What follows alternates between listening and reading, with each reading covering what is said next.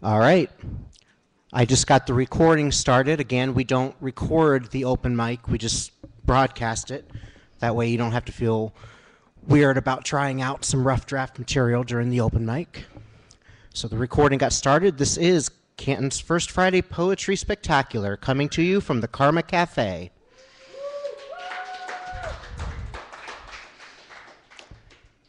Our featured poet tonight is Alexis-Rueal, who isn't happy unless she's creating something.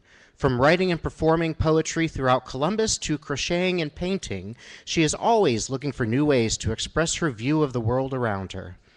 Alexis has written poetry for 20 years, and it takes a lot out of her to admit that. She earned her bachelor's in English from Ohio State University. She's worked with the disabled, spent time as a stay-at-home wife, and now works at a law firm. Her work has appeared in publications such as All Things Girl, Lock Raven Review, Vagina the Zine, Buzzkill Apocalypse, Some Weird Sin, and Vending Machine.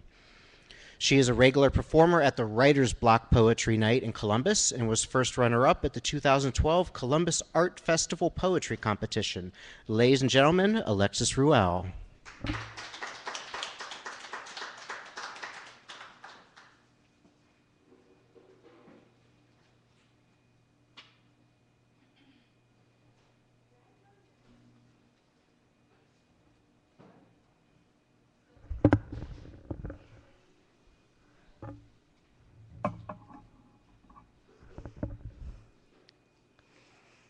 They called me redneck. They called me ridge runner, called me hillbilly. When I first moved to Ohio, they didn't even call me by my name. Hey, hillbilly, how you like wearing shoes? Bet you never wore those down in the holler. Hey, hillbilly, how many brothers, sisters you got anyway? 12, 15? They called out words like talk and wash and theater, wanting me to repeat them back with all the seasoning the Colonel could put on one of his chicken wings. Hey, hillbilly, you really gonna go do the wash when you get home tonight? Hey, hillbilly, you going to the theater to see that new movie on Friday? Never a small girl, they called me corn-fed. Hey, hillbilly, you ever eat a salad or you just eat squirrel, KFC, and cornbread? They called me illiterate. They called me ignorant. Hey, hillbilly, need help spelling that word? House. Do you even know what a house is? What about mobile home? Can you spell that? They called me rebel. They called me bigot. Hey, hillbilly, you ever seen a black person before? Hey, hillbilly, where you keep that white robe of yours at anyway? My parents told me never to call back. You can't have a battle of wits with a half-witted person. They told me to do nothing but prove them wrong. So I let them call me lies, and I kept on walking. Every time I got the chance, I kept on talking. This little southern belle rang true and pure until hey, hillbilly became hey. Can you help me with my homework? Until hey became hey, Alexis, you want to go to the movies on Friday night? Until hey, Alexis became, hey, let me introduce you to my friend, Alexis. Years have passed.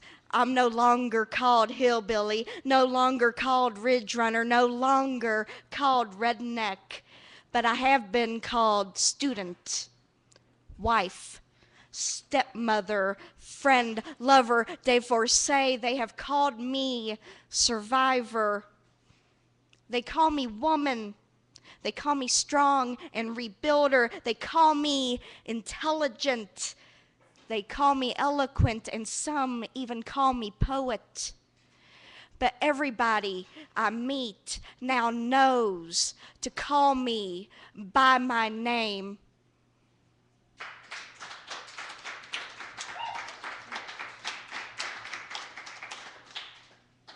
Thank you for coming out tonight.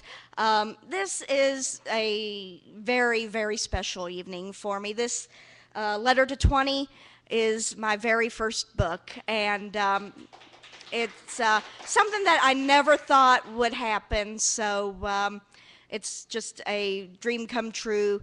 Thank you, Vertigo, for putting faith in my writing and choosing it for publication. I owe you so much. Thank you very much. So, talking about that, let's do a piece from that.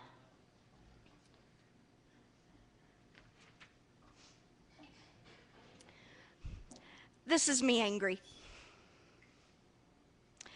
This is not me angry. You still have your eyebrows and your balls. This is the immediate need of a Tiffany blue box, restaurant reservations, red roses. This is your one chance to figure out where you fucked up, because you see, Me Angry is a weekend trip to Vegas funded by those brand new 26-inch chrome spinners on your car. That is Me Angry. Angry is me screaming, "With my sister!" in the middle of a quiet restaurant. No, lover, you have not seen me angry yet. The night I changed the locks on the door, that was a bad case of PMS. That little incident where I took a magnet to your copy of Skyrim, that was one too many Southern Comforts and Cokes. Me Angry is a new type of bitch playing fetch with your Derek Jeter autographed ball. It's the exquisite combination of roofies, male strippers, and Twitter pics. Me Angry is a level of hell Dante couldn't have counted on. Accidentally watering your PS3, that is me slightly annoyed. A blowjob flavored with hot sauce, that is me totally pissed off. Me slightly annoyed. There is still room for forgiveness, still time to undo the stupidity you have done. But me angry, your Jackson Pollock is getting donated to Goodwill. Your best friend is finding out about the time you got drunk and talked about sleeping with his girlfriend. Didn't happen? It doesn't matter. This is me angry. This is you suffering. This is my black little heart beating with joy. But not yet. Right now, I'm not angry. There is still time.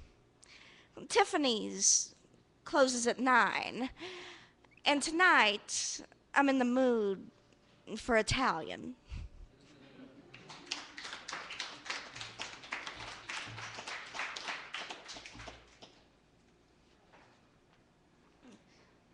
Little typing, I'll have to hold this one. I write a lot about my family. Not a whole lot in this book. This one, the book is more about my relationships, my divorce, rebuilding, things like that. But this is a little bit older piece. It's about the women in my family. I'm from a family that deals a lot with their hands, with crafting, gardening, and the title of this piece is called Hands. The women in my family are known for their hands, formed by God and Kentucky, born of the European and the Cherokee, but made whole and whittled down hard by the holler, caressed by bluegrass and baptized by black soil and big sandy river water. I come from a family of busy, busy hands, generations of women who toiled fields and kitchens, whose hands tended to men's needs and children's knees, hands that brought life into this world while ending a few in the name of Sunday supper. The hands in my family have never been soft, always gentle, but never genteel. They are scarred and calloused, born of plain living and hard-worn grace. They have been branded by scalding hot canning jar, rubbed raw by wet cotton, pierced by needle, cut by knife. But no other hands would children have wiped tears. No other hands the men in my family would have comfort them in the short, tired hours between work days. And no hands knew God better than those of my family. It has always been said that one knew my great-grandmother's relationship with God by the way she held her hands, either giving thanks or white-knuckling it to save a man's soul. And it was always a man she was praying for. She knew the women in my family could handle themselves. The memories of my family have been blessed by a woman's hands. Generations worth of crochet work and embroidery, paintings, quilts, and the beaded necklace I wore to my senior prom. But my hands are different than those that came before. My hands, formed by God, born in Kentucky, but not fully of the South, and neither of the North. My hands know earth, but love books, forever caressed by paper and baptized by ink. My hands search for a place to take root in, a place to call my own. My mother says, though, not to worry as I feel my way through the years. For wherever the women of our family roam, her hands will give the land its soul.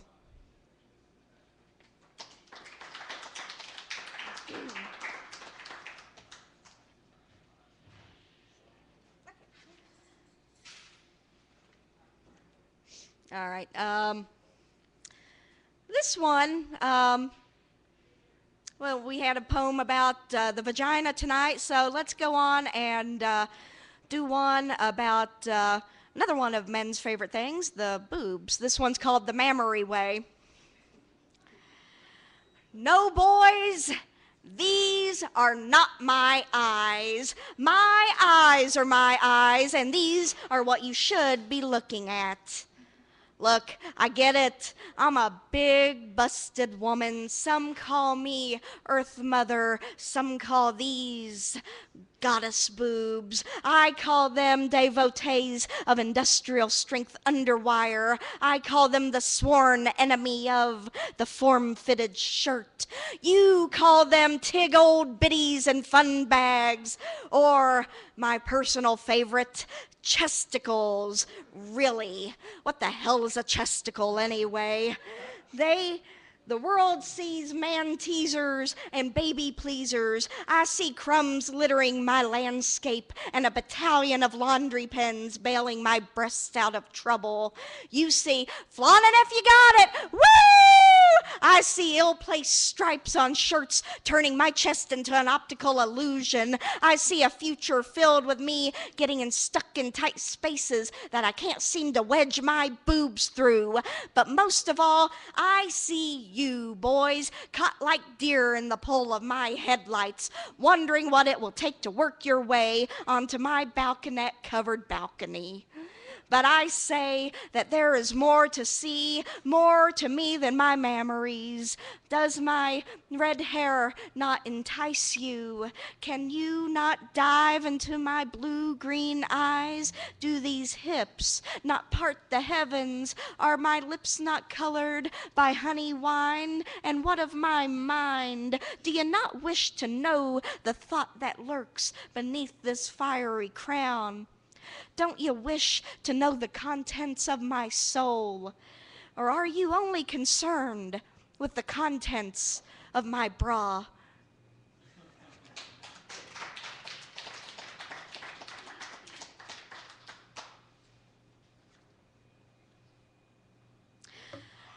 This one is going to be published in an anthology, and it was a topic on the Ides of March.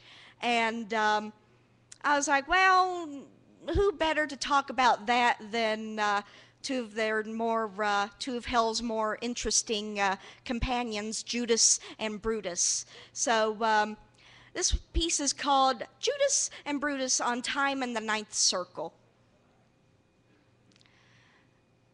It isn't the fire. You get used to the fire, get used to it eating away the flesh, only to see it grow back again. Interesting process, really, except that it takes such a long goddamn time. The old man calls this child's play. Leave it to the murderers and thieves to wail at fire's petty ways. No, that wily bastard gave us something special. Each other, an eternity of each other's company, eyes prying away the sins fire refuses to burn off, voices that speak in the language of the betrayed, an eternity of tu licked deep into the ear, of lips pressed to cheeks, of silver and knife melded to hand palm. No arguing why we did what we did, trying to defend ourselves just leads to tongues eaten out of heads by hounds. Took a millennia for our tongues to grow back obedient, speak when spoken to, and say only what he wants you to say. We asked him what he wanted from us that first day. Old man didn't miss a beat. I want your denial burnt to ash. I want you to be a walking accusation, walking condemnation. I want you to be nothing but what you have done. We didn't understand. We're too pissed off to see past our own self-pity. It's been too long, though. We wear our sins in place of skin. It's natural to us now. We are nothing but our betrayals, and that knowing hurts like hell.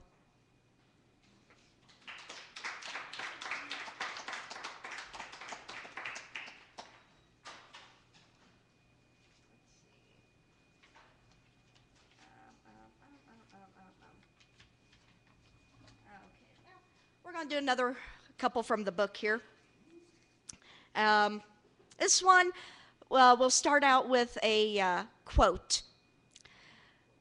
Love is not a victory march. It's a cold and it's a broken hallelujah. Leonard Cohen, hallelujah. Love, pure and broken.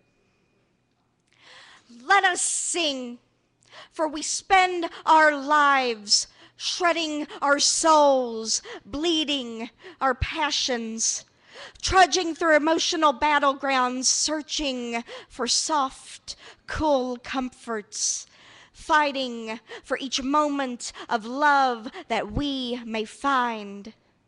Let us rejoice, for love is pure and broken and perfectly imperfect. Its pieces pierce our hearts and fill our every crevice with truth, both painful and joyous. It leaves us tired, hopeful, and hungry for more. It is a miracle that we can ever bear such sweet affliction. A miracle that we can even find love at all. Hallelujah, hallelujah, hallelujah.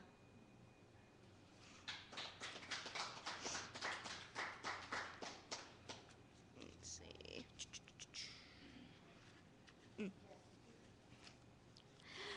So, I don't know about any of you, but is one of the most favorite parts of a relationship when maybe you're feeding each other something? I know I enjoy it. I enjoy the giving and the receiving every now and then. And so I wrote this little piece after just the thought of feeding someone special some dessert. This one's called Cheesecake. Nurse this bit of cheesecake off the end of my fork. Lay tongue, wrap lips, and pull off this decadent delight. Crust dissolves with inhibition, mouth massages filling into tart and creamy rapture, eyes shut at the slip and swallow, and taste of cherry on the tongue. You'll be my baby tonight, fed slow with a sure hand, so you savor every crumb. And after Mama feeds you cheesecake, she'll make sure you get dessert. Let's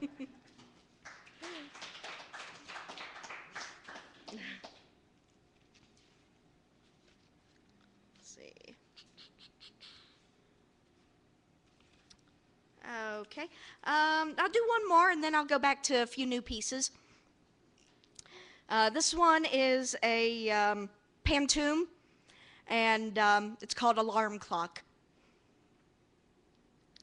The alarm goes off too early. No time to organize REM-induced chaos. Life-induced chaos beckons. Flavors my morning schedule like black coffee. No time to organize REM-induced chaos. Half-formed dreams weary my spirit. Flavors my morning schedule like black coffee. I push through heavy hours as I try to reach my bed again. Half-formed dreams weary my spirit. The only form through the formless is you. I push through heavy hours as I try to reach my bed again. Dreams the only way to bridge the space between want and have. The only form through the formless is you. I must try to hold on to you in my sleeping hours. Dreams the only way to bridge the space between want and have. There is never enough time to have you to myself. I must try to hold on to you in my sleeping hours. Life-induced chaos beckons. There is never enough time to have you to myself. The alarm goes off too early. All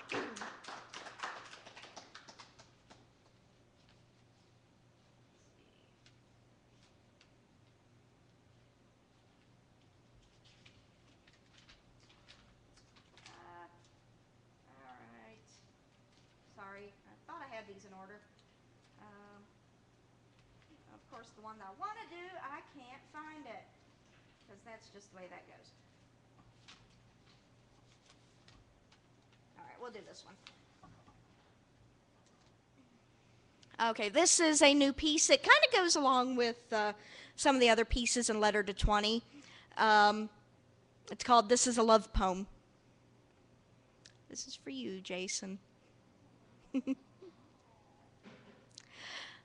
This is a love poem, not a like poem or a tolerate poem, but a love poem, possibly a make love poem, maybe even a fuck poem. This poem will not give you the sun, the moon, the stars, and the sky. Leave it to astronomers and televangelists to give you heaven. This poem will not give you my heart. It will not give you the very breath from my body. It will not give you what I am unwilling to take in return. But this is a love poem filled with space, the empty pages between the first kiss prologue and the epilogues they'll etch onto our tombstones. This is a love poem written in pen, in Sharpie marker, in body paint, and your tongue floating across my thigh. A quickly written poem trying not to forget the slow tangle of legs, sweat gloss skin, whispered sounds that have forgotten what it was like to be words once. This is a love poem, capital L, love poem, a love me when I'm ugly poem, when we're chubby poem, when we're sick of each other's faces poem, a go and got tough, but we got through it poem. This is a love poem, a filled with laughter poem, a drying of tears poem, a head resting on chest at the end of the day poem, a 3-time-a-day hug poem, a 3-time-a-week making love poem, a today poem, a tomorrow poem, and I can't give you forever, but I will give you the rest of my life poem. This is a story of us poem. This is a love poem. Sorry.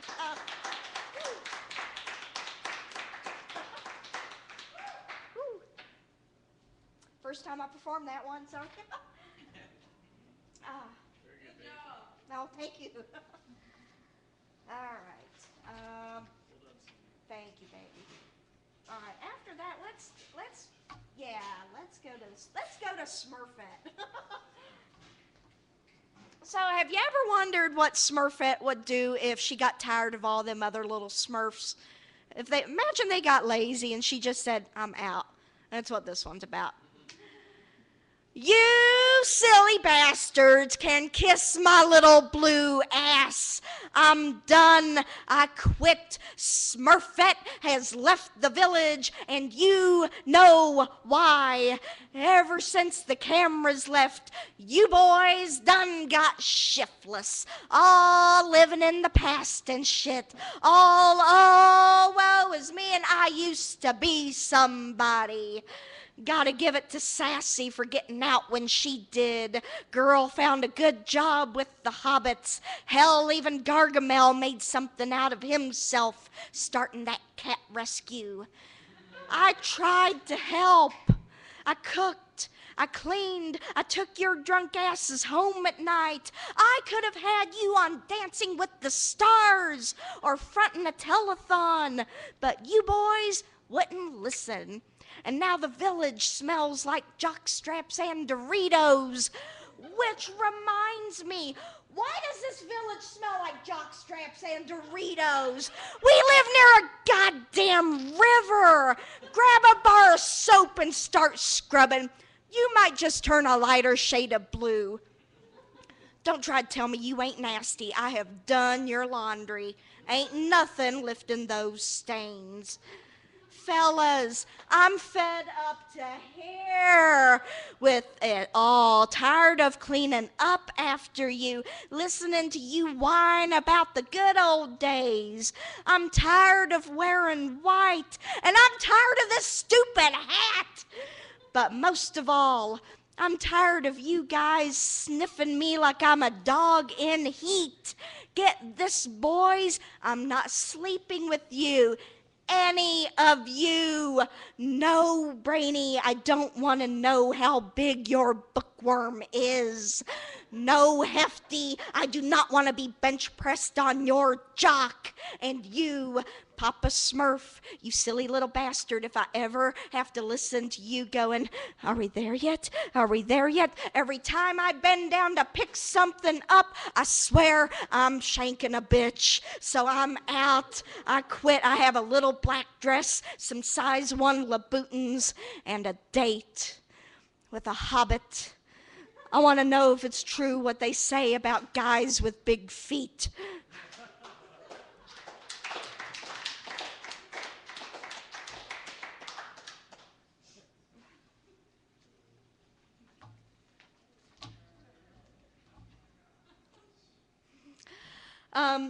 This poem,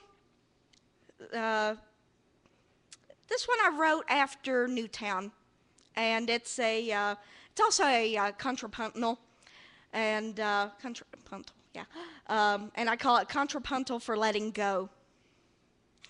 Left side. These small hands holding a favorite teddy bear wrapped tightly in Mama's hands as she says goodbye, releasing her baby into a new day's unknown. Right. Cold hands, clutching bullets and heartache, stained with tears and cleansed of blood, cursing death's unflinching ways, the bony clasp of future past. the echo of forever. Together, these small hands, cold hands, holding a favorite teddy bear, clutching bullets and heartache, wrapped tightly in Mama's hands, stained with tears and cleansed of blood as she says goodbye, cursing death's unflinching ways, releasing her baby into the bony clasp of future past, a new day's unknown, the echo of forever.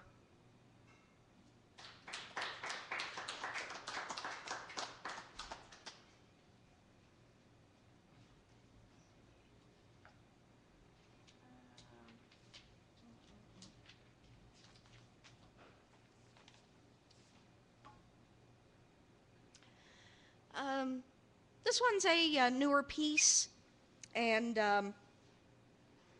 one of the, it was based off of a prompt of how did you name your child, or if you haven't had a child, what would you name it? And the title of this is called Grace. I would have named you Grace, like Kelly, like slick, unlike me, awkward, clumsy. I would have named you unscathed by fire, unbowed by pressure. I would have named you walk into a room and everyone take notice. Named you the eloquence unknown by my own knotted tongue. I would have named you Peter, meaning rock, like saint, like Paul and Mary, like Frampton. I would have named you the strong, hard roll through the ages, named you solid and steady, so unlike my own shifting earth. I would have named you Simone, taught you to live loud while knowing when to embrace the silence. I would have named you Dempsey, told you to walk proud but know the limits of your pride. I would have named you Light, held you against my shadow. I would have named you Laughter, named you Unafraid. I would have named you everything that I am not. I would have named you Possibility. But I have already been baptized barren. I would have named you Life if I had not already been named fallow ground. I would have named you Reality if I could have only spoken it into fruition. I would have named you everything that you could be, but my body only knows the name of failure. And my womb is known only by what might have been. I would have named you the world, would have worked every day to give it to you. I would have named you Peter. I would have named you Grace. And I would have been named Mother. And you would have been the best of me.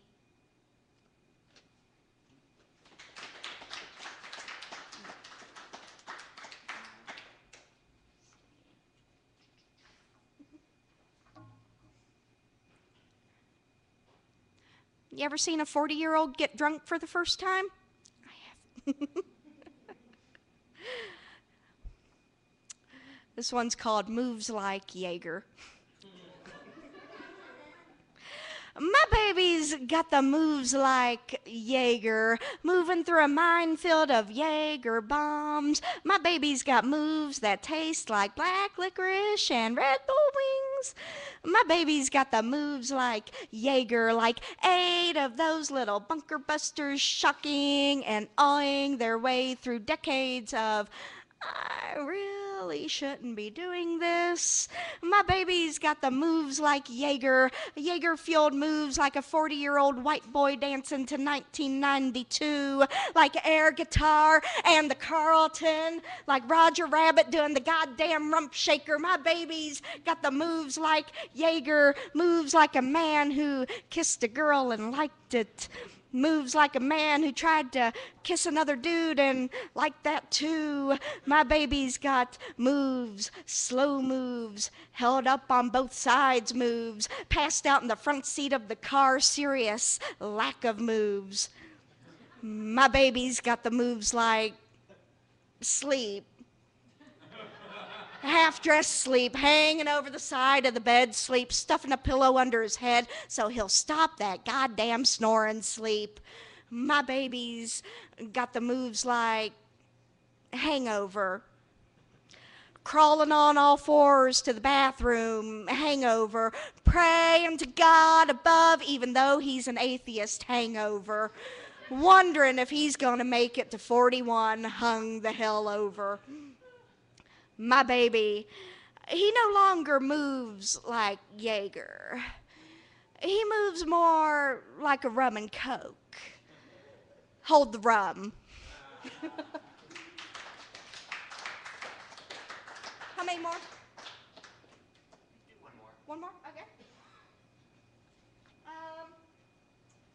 Let's go back to the book. Yay, book. By the way, this book is for sale in the back. It is $6, so please. Again, this has been a great night, so thank you all for coming, and thank you for having me here. Let's do the title piece to this, Letter to 20. I know you're not going to listen. You're young, stubborn, and let's face it, kind of stupid. But I want you to take these words and tuck them down, deep down inside. Consider this extended release advice. It will be there when you need it. You have chosen husband, stepdaughters, the matrimonial baggage they bring. There is a price to these choices, and you're going to pay them for a very long time. He will build your life out of his lies, try to convince you that it is everyone else's fault when things go wrong. And for a while, you'll believe him. It will take time, and you will learn about sacrifice, those times when one full meal a week is considered a blessing, when you yield your choice to his will as paycheck after hard-earned paycheck disappears through his beck and call. You will feel the power of unadulterated longing during the winter you sleep in your car. Your path will be lonely.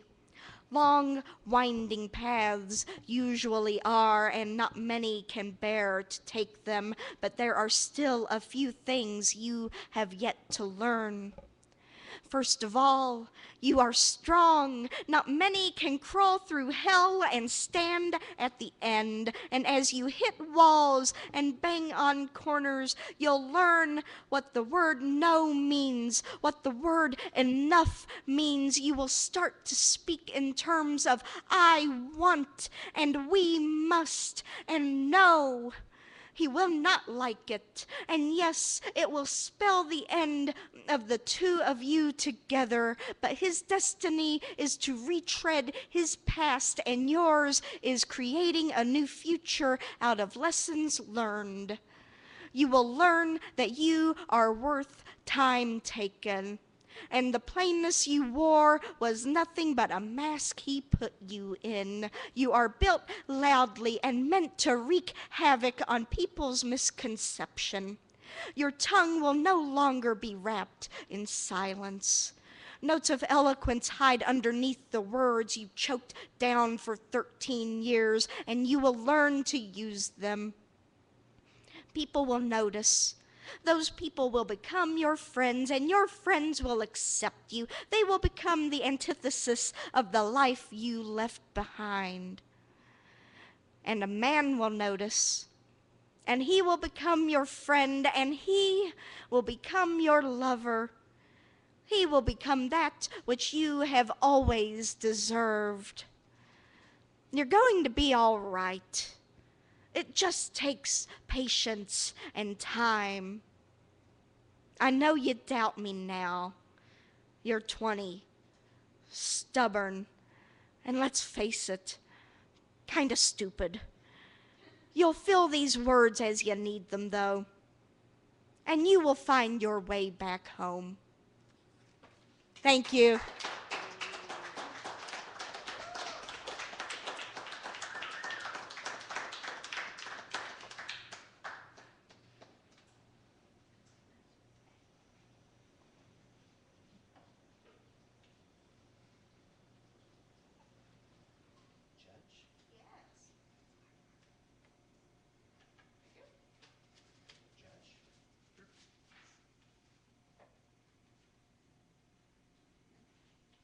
One more judge. I think that couple in the back should judge.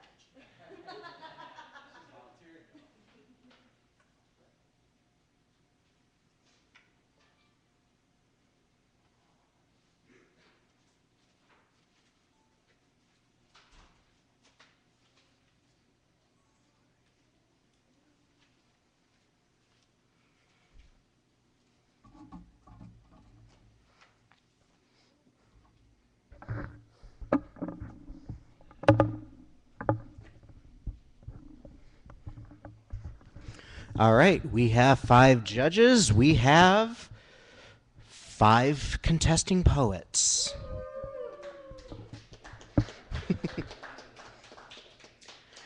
This is the Poetry Slam. This is a Lake Effect Poetry National Poetry Slam Team qualifier. The poets with the most points at the end of this round of the slam season will be in our final competition to determine who makes the team that Lake Effect Poetry sends to Nationals in Boston this year.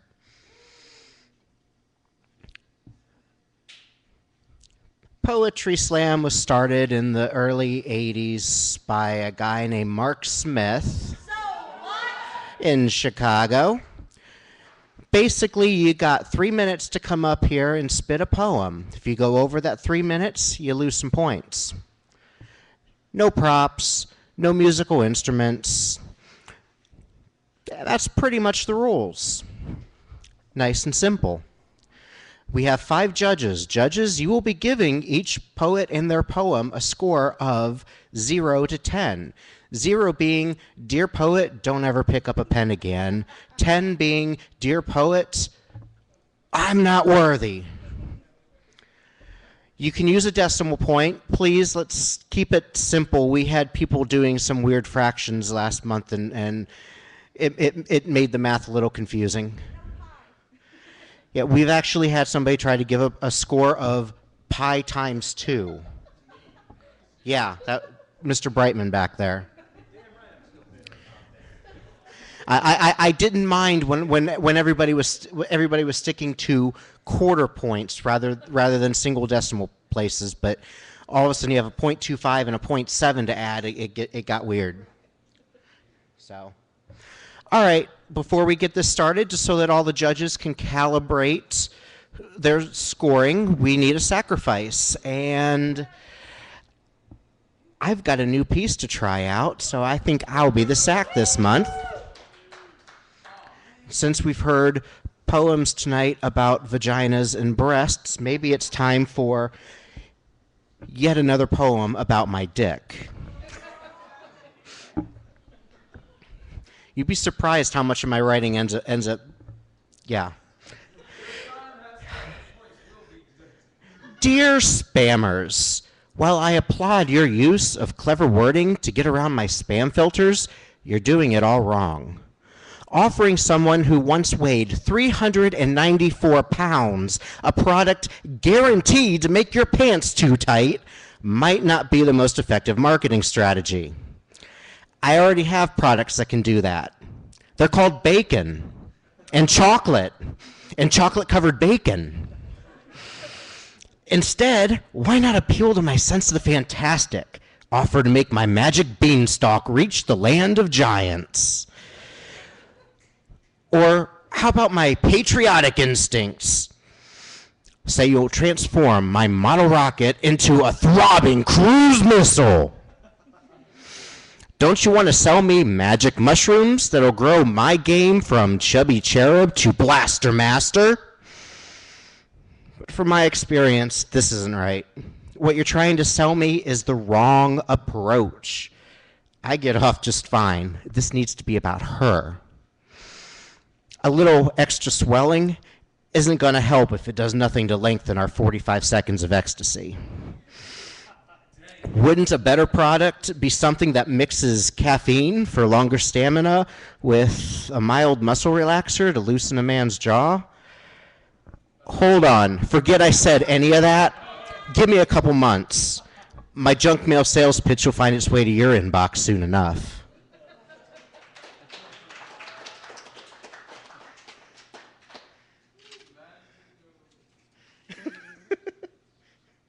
45 Seconds of Ecstasy is the title of a Meatloaf song, by the way. It's a joke that only my ex-girlfriend will probably get. All right, judges, hold up the boards with a score on it.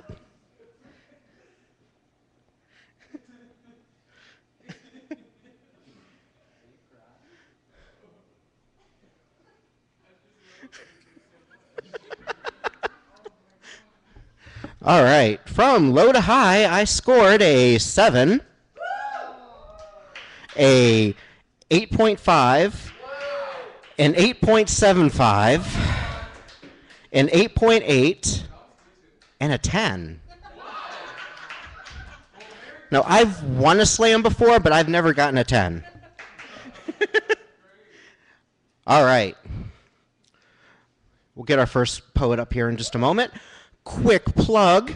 Coming up February 23rd, Lake Effect Poetry is having our first big fundraiser of the year, Lake Effect Poetry Dinner Theater. It'll be at the First Unitarian Church of Cleveland in Shaker Heights. Spaghetti dinner, salad, rolls, vegan options available, gluten-free available if you let us know in advance. White sauce or red sauce. The white sauce isn't vegan, but the red sauce will be.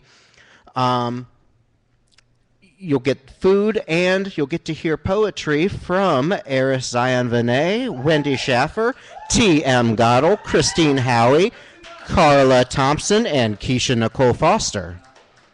Tickets will be $15 at the door or $12 in advance.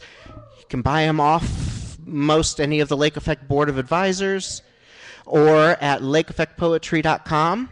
$12 in advance. Children's tickets, under 13, are only $10. Okay, enough plugging there. Let's get our first competing poet up here. Ladies and gentlemen, Steve Brightman.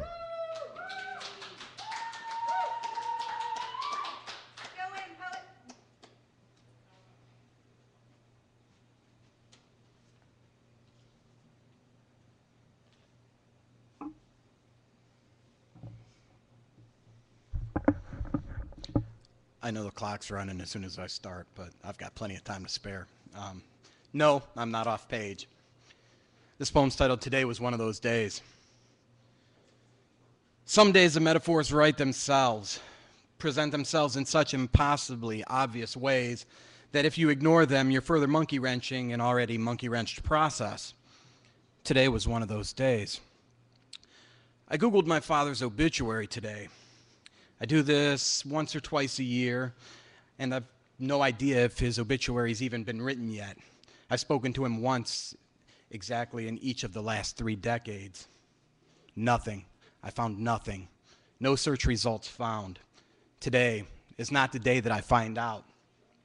I shortened the Google search, removing the word obituary, removing the obituary that I'd wanted written, that I wanted to write myself off and on since I was 12. Apparently, he's gone into the real estate business. He, and this is where the metaphors are about to really take off, has begun buying and selling ghost towns. To this, I tell my 12-year-old self to bite his tongue, to bite the tongue that has been a tumbleweed since 1979. To this, I tell my 12-year-old self that I know his father turned his sons into tombstones, and that I will tell the story of their passing one day, this day. To this, I tell my 12-year-old self that I know, even if I didn't know at the time, that his father turned the master bedroom into a ghost town long before it became something that he would see as a profit venture. To this, I tell my 12-year-old self that I know that his father was always a prospector, that his mother's father saw this in his father and hated that his daughter's oldest son looked like him, looked like the chiseler who took the first shiny thing that glimmered in the sun and rushed it into town to barter it for his next useful tool, his next handful of flatbread, his next mouthful of firewater.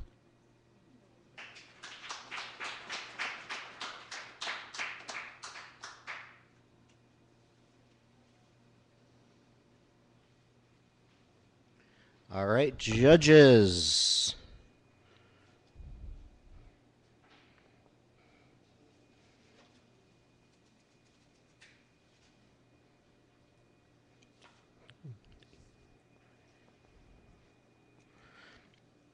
All right, from low to high, we have a 7.5, an 8.4, a 9, a 9, and a 9.1. Our sacrificial poet had a score of 26.05. Now, let's just stick to 1 decimal point this month. All right. Our next competitor, Akeem Jamal.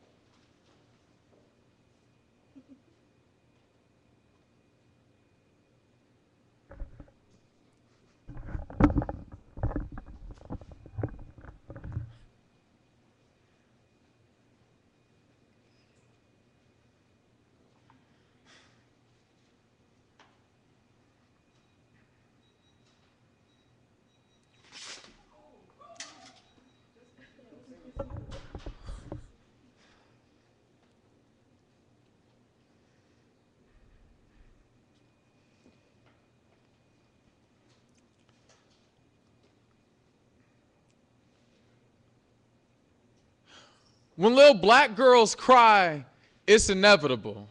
World breaks them most.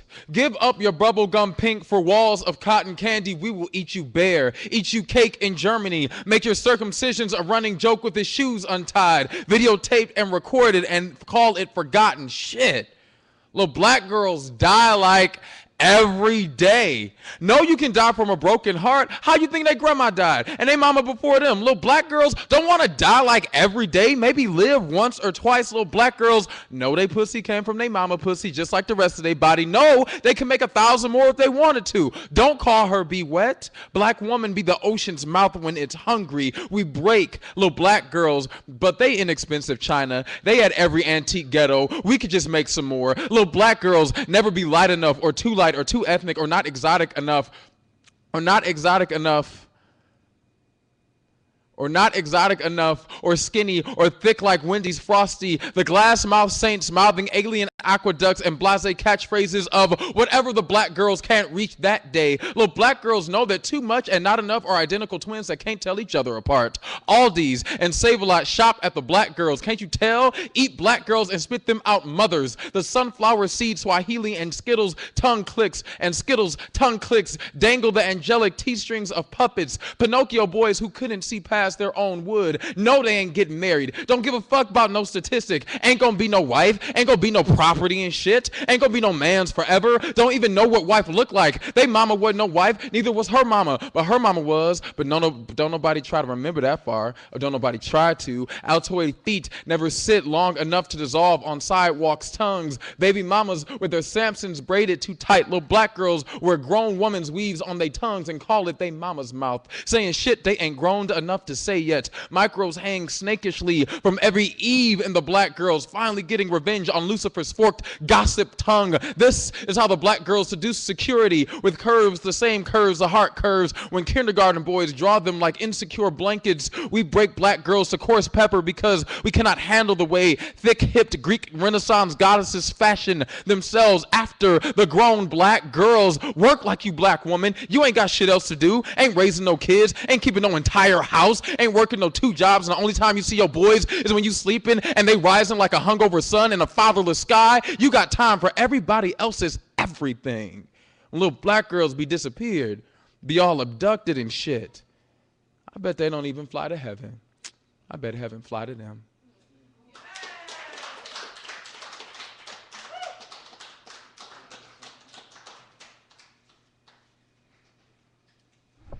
Okay, note to self, $12 or $14 cheapo music stands, not ideal for setting computers on. All right, judges, get those scores up.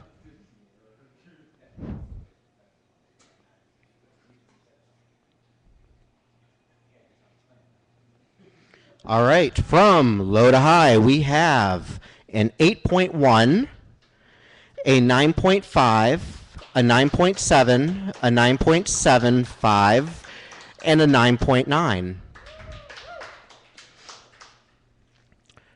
Steve Brightman had a score of 26.4.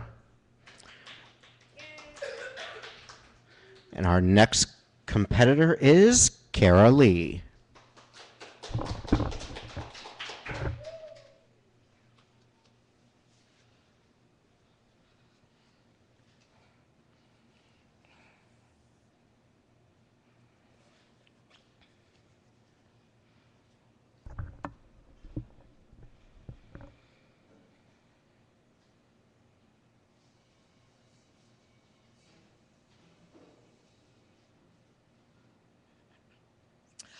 A star is at my zenith. It's a wonder why people want you, all semi-done with egg on your fingers and panties. A wonder that men stay silent when they don't approach you. 'Cause like there are stars at your zenith and atoms at your feet swirling to keep you upright in a world where gravity bends the thickest of branches. I am a world of breathing and deciding whether I'll fly today or saunter in my sorrow, sour from leaking atoms. Each day is mine. My name is Kara, slave name Lee. I like my first name. 'Cause like the word air is in the middle, and it doesn't matter that my father didn't do that on purpose because it's there. And who wouldn't want to be masked behind air, wedged between air, secretly and concretely air, the stuff of life? The star at my zenith is at least 4.2 million light years away. Magnitude 3, a key in a box to a kid's heart, the way hydrogen and helium beat on each other's backs to make fusion until gravity stretches and yawns and bids them good night. I will then no more fret about not being tucked in and kissed at night good night, will not cry over having ghosts for parents, because stars are fighters. From the womb of dust, they come out kicking and fighting to be trillions of years of I'm here, brilliant and badass and revered and named and taught about in public schools and the hearts of humans, all knowing and graceful. It's a wonder why people need you. All semi-done to yourself, but marvelous to them is the fusion. Meanwhile, gravity is always at the corner of your eye, wiping the stuff from her eyes and stretching and preparing to bid you good night. I asked a friend once, what is the meaning of life? To be present. You just got to be present. Amen.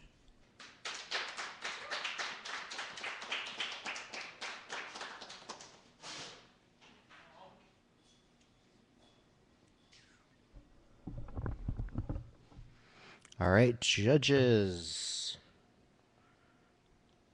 Is that 2 or 7?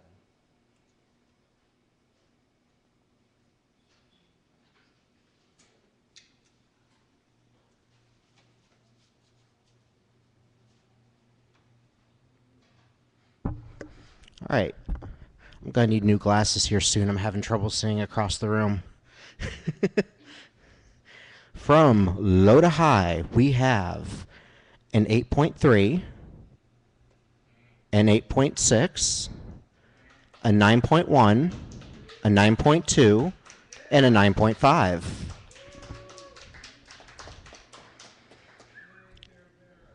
Akeem's score was 28.9. Give it up for Akeem. Next up, Red.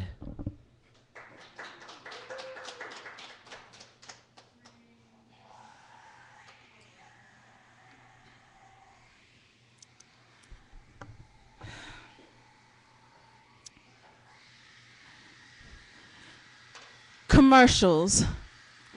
They go on and on about toys that shouldn't be called toys because they're so high tech, expensive elixirs that supposedly smooth out skin, and undergarments that say they'll pull us in, all in an attempt to give us back those figures from way back when. But wait, there's more. How about our kids go outside and play? That's free. How about we drink more water to moisturize our skin? How about we walk past the fast food restaurants on our way to do a sit-up or 2 or 3? And yes, by the way, that does include me. But you know what we say. Ain't nobody got time for that. We gotta get out here and charge the next big thing, not thinking about that interest. Hey, they let us pay it till we die, and then they just roll it over to the next generation. The same generation that we're teaching to shop at Nordstrom's, not Macy's, and hell no, not TJ Maxx, not even realizing that it's all the same shit just hanging on different racks, all made by hardworking yet underpaid Asians and Mexicans. Hell, did you know that in Bangladesh a factory caught on fire and they locked the workers in, screaming, quota must still be met, even though people were dying in other parts of the building? But what can we say? They were probably just getting ready for our Christmas season. You know, the time when the floors have to be covered with toys or the day is not a success. Have we thought that Christ only received 3 gifts? What makes us believe that our children deserve more than this? How about if the commercials went on about giving quality time as a gift, volunteering on a regular basis, looking a stranger in the eye and saying, no matter what it is you're going through today, it's going to be okay. Just take a deep breath and keep on breathing. Well, I think I'm going to say, don't wait on the commercials, folks. We need to be the change we want to see. That's it.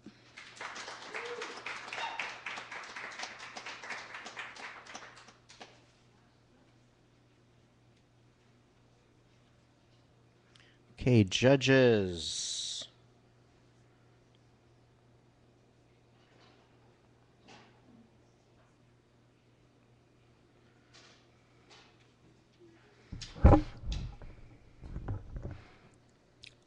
It'll be a few months, but when we post the open submission call for the next vending machine book, that right there fits the theme. All right. From low to high, red got a 9, a 9.2, a 9.5, a 9.75, and a 10. Kara had a score of 26.9. Our final competitor of the night, T.M. Gottel.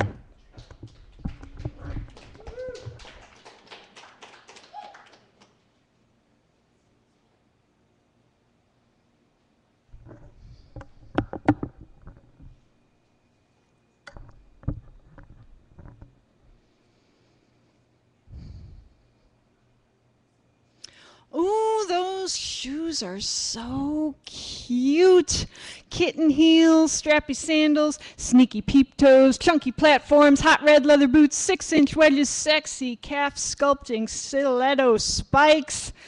I hate them all.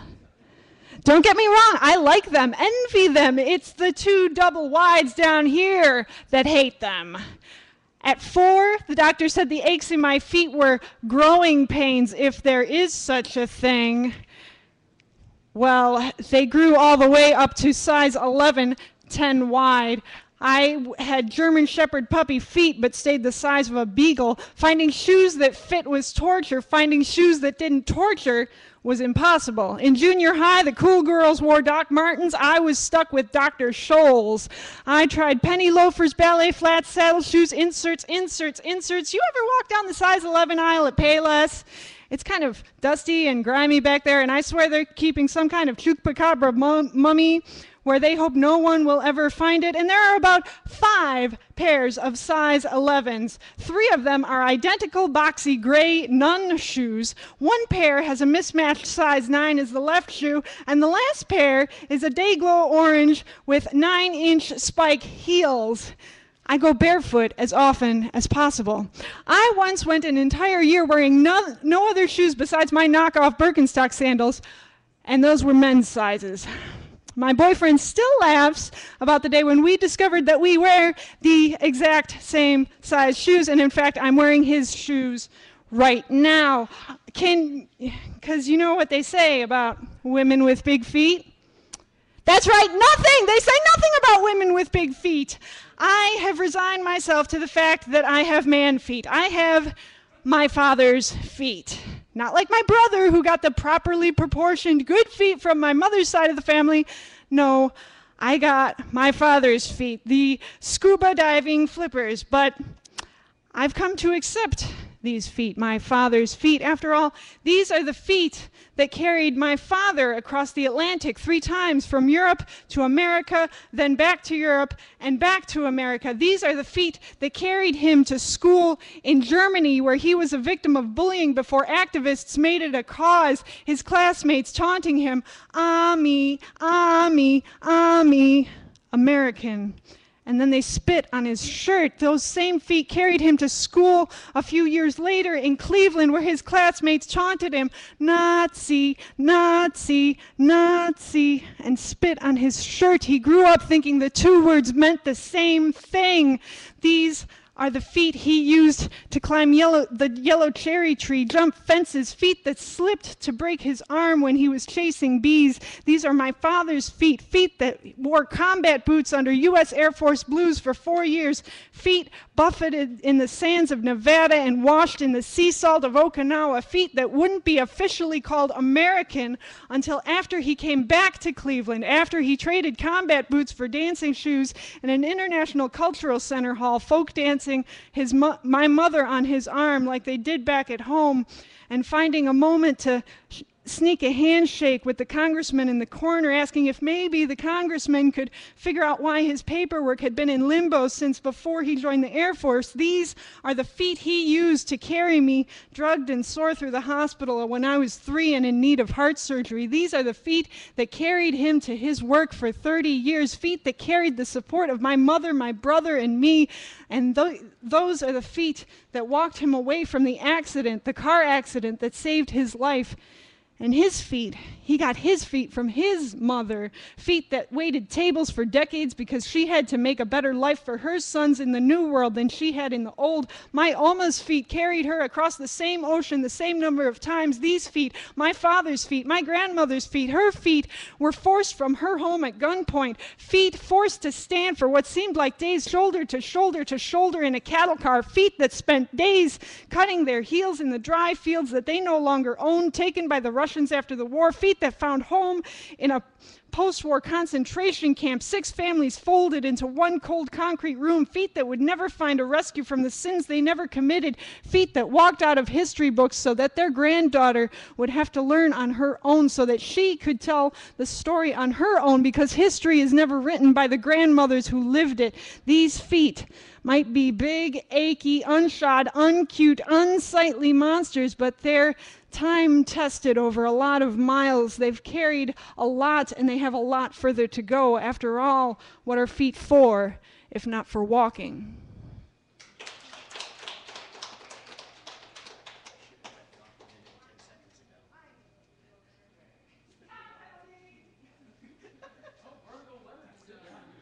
Oh, that's not all that's about to happen. All right, judges.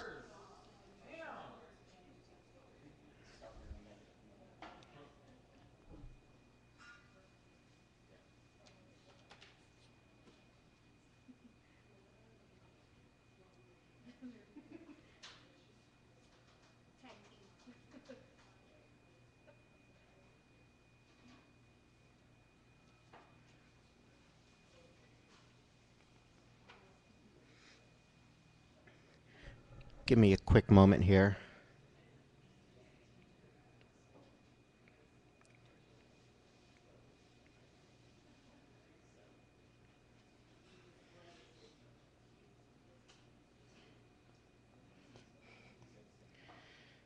All right. We have a score of 9, 9.1, 9.4, 9.5, and 9.7. Give it up for Teresa. Red had a score of 28.4.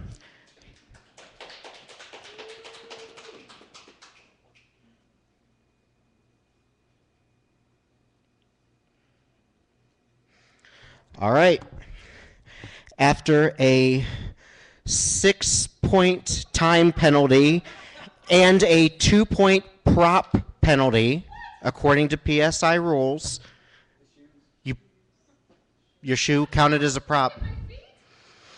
Not while referring to it in the poem.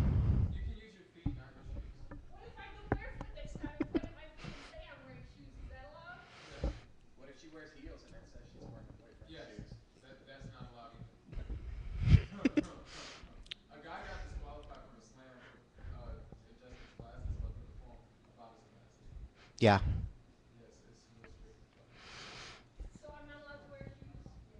You're not allowed to point to your shoes while talking about them in the poem. That you can get away with.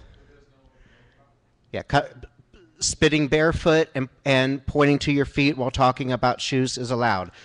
Pointing to your shoes and talking about your shoes is considered a prop. And according to the PSI rules, that constitutes a 2-point time penalty. Prop. That's not a problem. That's not a problem.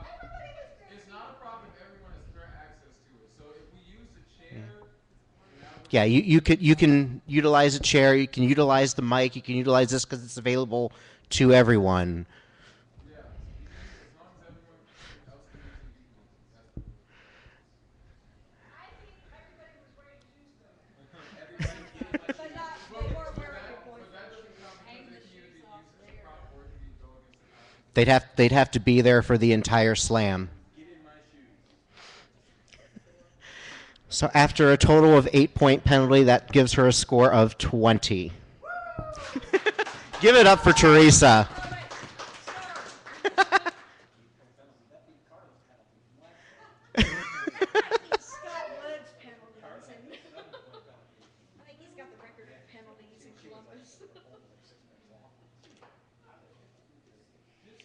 All right.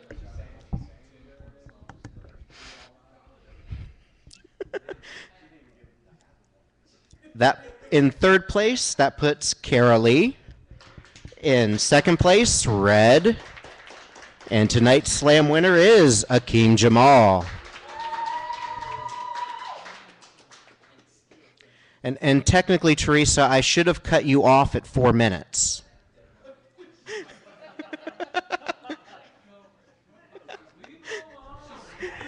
I'm glad we're getting to experience this stuff. We normally get it really easy here.